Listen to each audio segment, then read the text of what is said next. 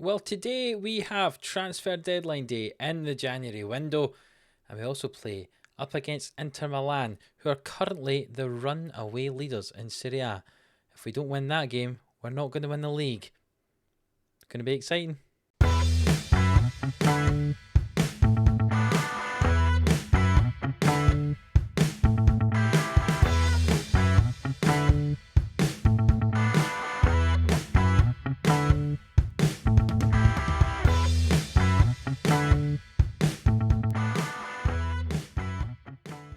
Yes, hello, welcome into Livestreams Sports here for another episode of Glory Hunter. We're still at Roma, just about. If you missed the last episode, go and check it out. And if you're new around here, hit that subscribe button so you do not miss an episode of Glory Hunter Monday to Friday at 11 AM. As you can see from the league table in front of you, we've played a few games since the last time we met, and we're in 6th position.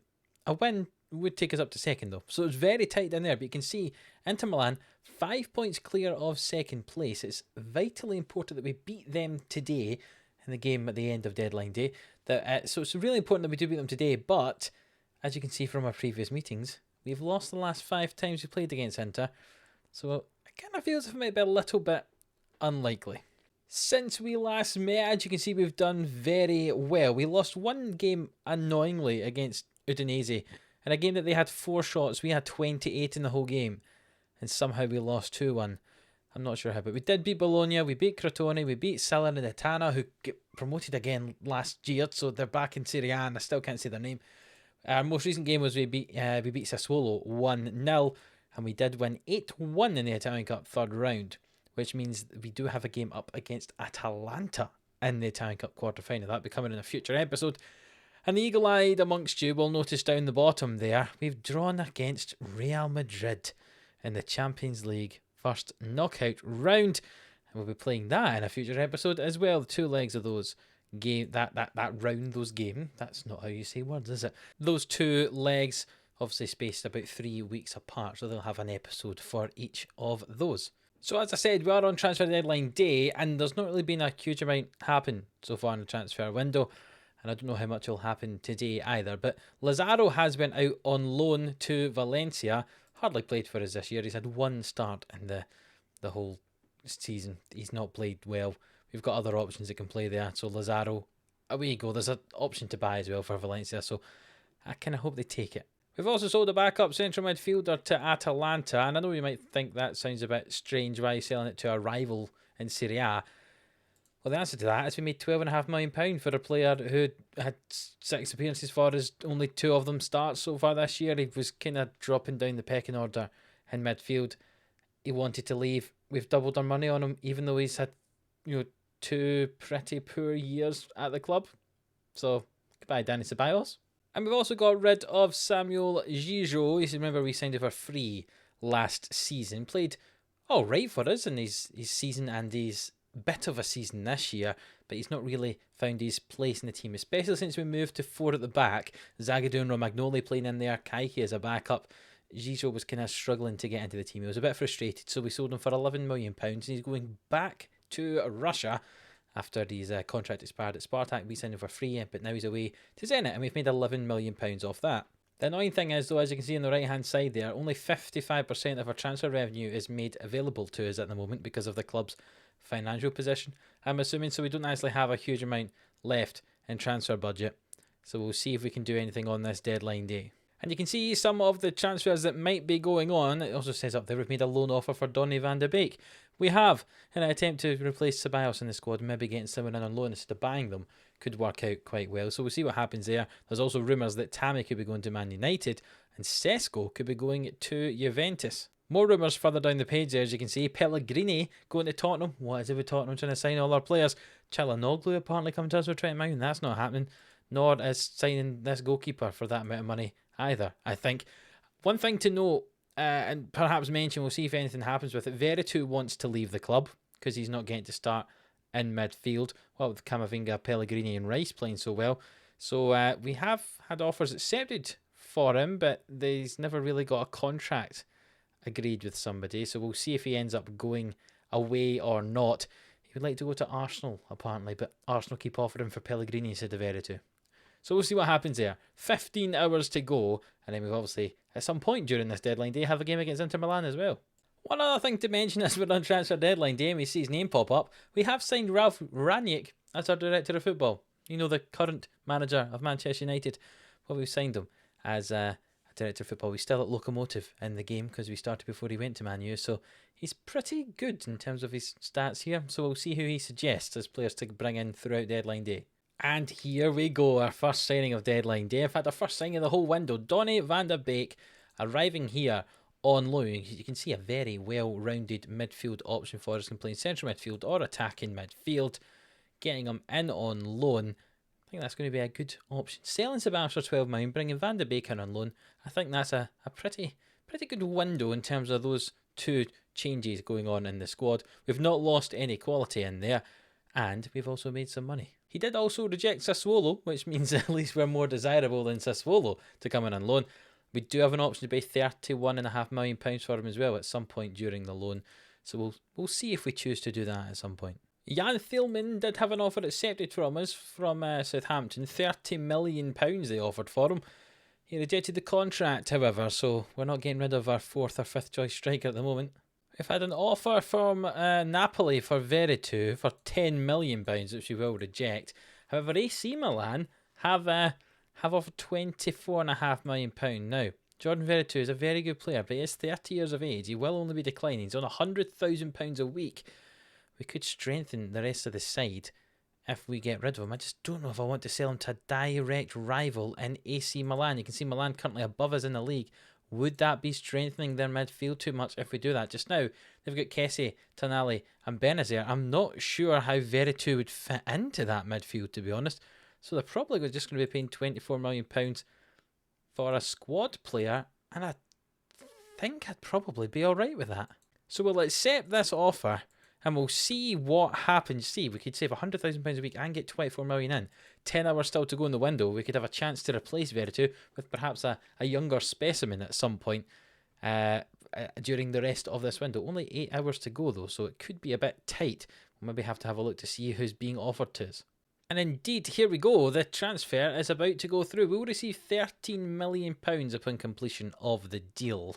So not too bad. Certainly not the 24 million we're going to make from the sale, but £13 million is not too bad to come into the club. And we're also getting £100,000 a week contract off of our wages. So it's been confirmed away goes does Veretout to Milan. You can see he's had 3 pretty good seasons with us, but if he wasn't wanting to sign a new deal and he wanted to leave, happily make some money from him. Now we just need to try and find a replacement for him. Here is a young man who could very easily replace Veretout. We've had an offer accepted for him, just organising the contract out. You can see he's not too bad playing central midfield. He can also cover on the left-hand side if you need. Can play on the right wing as well, attacking midfield. It's a fairly versatile player. You can see his physical stats not too bad. Can maybe do with jumping slightly higher for somebody who's 6 foot tall. But he's got some nice mental stats in there. Dribbling's good at 14, good first touch at 15, passing 15, technique 15. You can see defensively, perhaps marking and tackling not great, but he's got good positioning.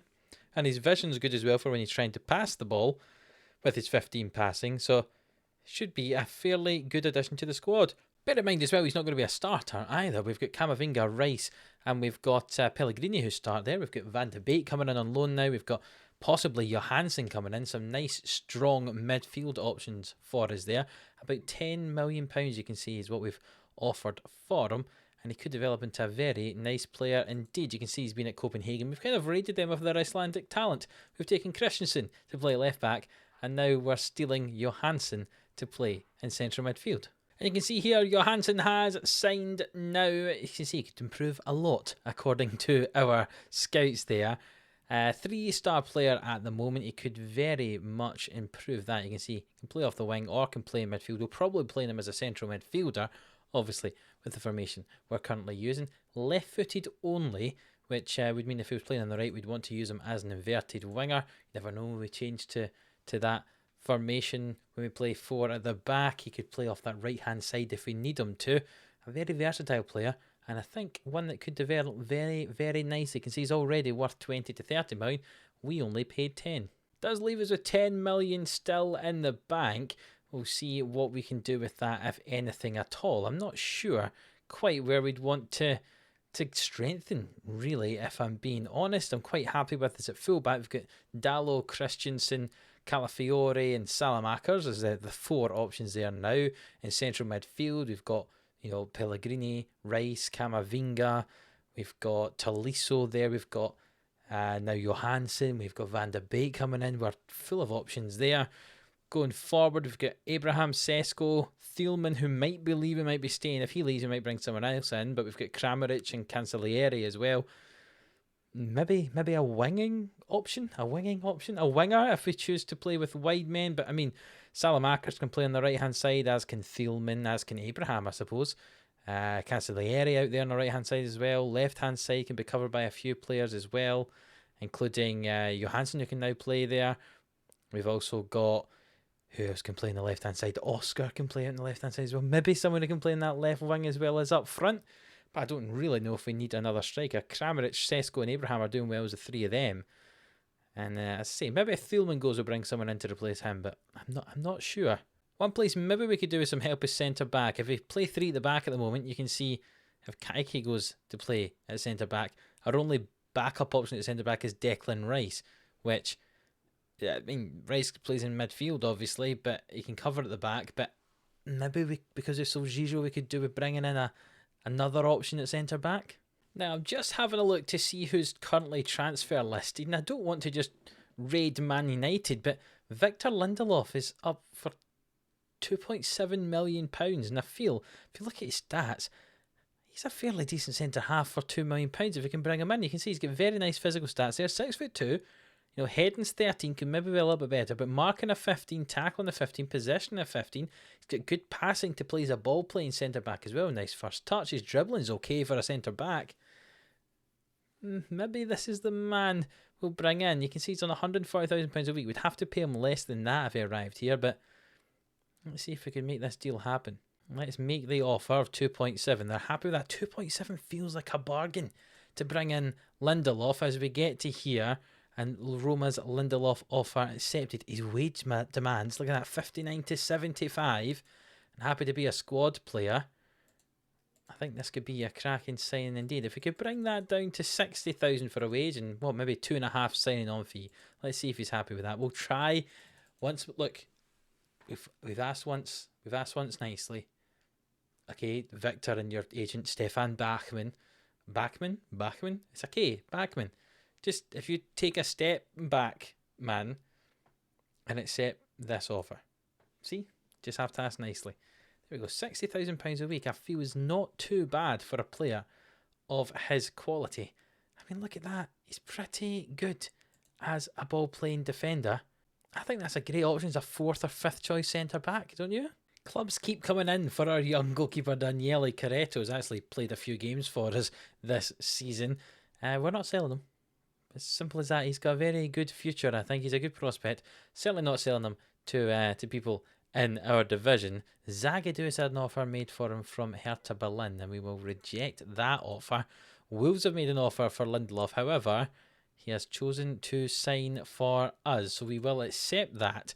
And he will indeed arrive with 5 hours to go on transfer deadline day. I'm not just looking at squad registration to make sure we can register everybody that we need, and indeed it looks like we can.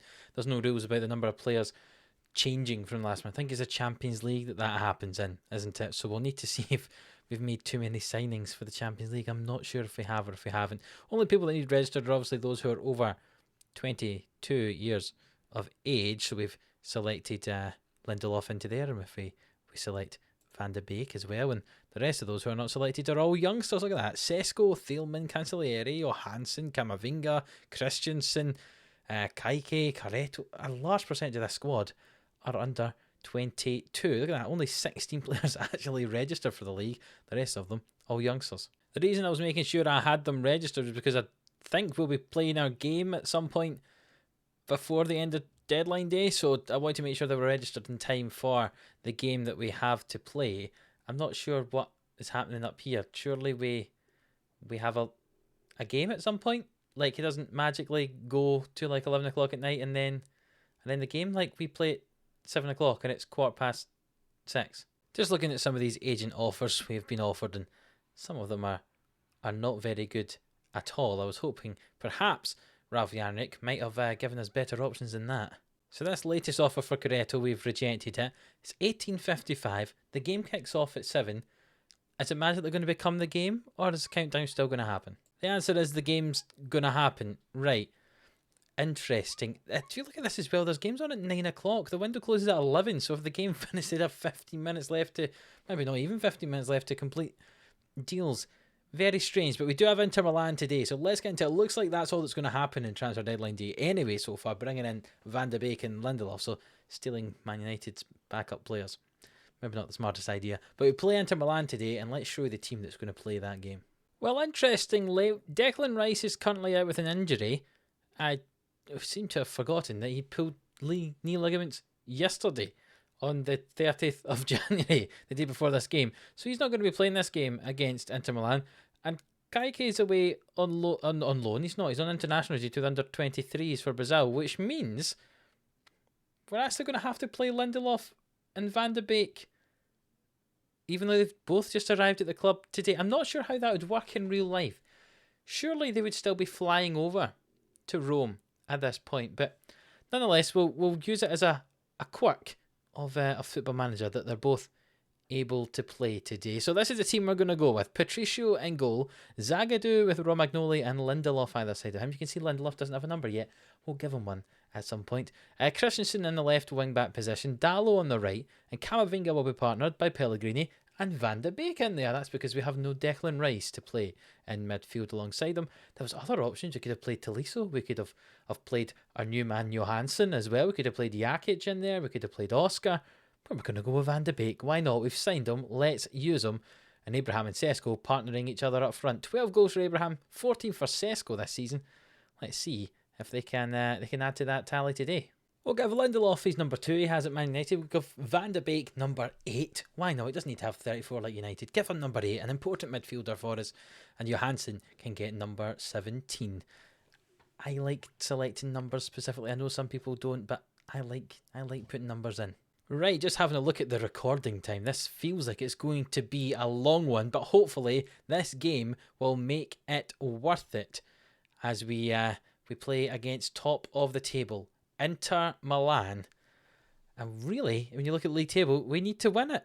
If they win, they pull so far ahead of us that, again, it makes the league title almost impossible for us to get. So we hope, as we get a header with our first shot of the game, Tammy Abraham with a heady goal. I was about to say, we need to hope we get the win to close this gap and keep Inter from pulling away from everyone else. And we've just done that here. The header from Abraham toward the back post from the corner. An unusual technique for us. Normally we aim for the front post. But Abraham gets past his man. And we are ahead 1-0. Both teams with one shot. And we are ahead 1-0. Remember, Adeyemi playing for Inter. We tried to sign Adeyemi in the summer, but he went to Inter Milan instead. Maybe in the summer or the January before, I can't remember. But we definitely tried to get him, and he ended up going to Inter Milan instead. So we hope he doesn't come back to bite us today. The ball is at the back here for Inter Milan, and the ball's launched forward toward Adeyemi, and Lindelof does not win the header, but Romagnoli plays it back to the keeper, and we'll recycle the play. Zagadou comes forward, back to Romagnoli. Van de Beek, Camavinga, forward to Abraham. It's a 2-on-3 up there, but the ball switched to Dalot now, who goes down the right-hand side. Will he put the ball in the middle? He does. Sesko! What's happened? How has it gone in? Oh my goodness. What is that goalkeeping? Somehow we lead 2-0. The ball comes in from Dalot here. We'll see it in the replay. And the goalkeeper comes for the ball and just makes an absolute hash of it. And we've had 2 shots, and we've scored 2 goals, 2 headers, 1 for each of our striker. I honestly, I'm speechless. I don't know what to say after that. That is some of the worst goalkeeping I think I've seen in Football Manager this year, as we lead 2-0 here just before half-time, and Inter have the ball. Can they get themselves back in this? Or now that we have the ball, can we get ourselves a third before half-time? Leading 3-0 at half-time, that would be crazy. Lindelof into Pellegrini, forward to Abraham. Finds Sesko.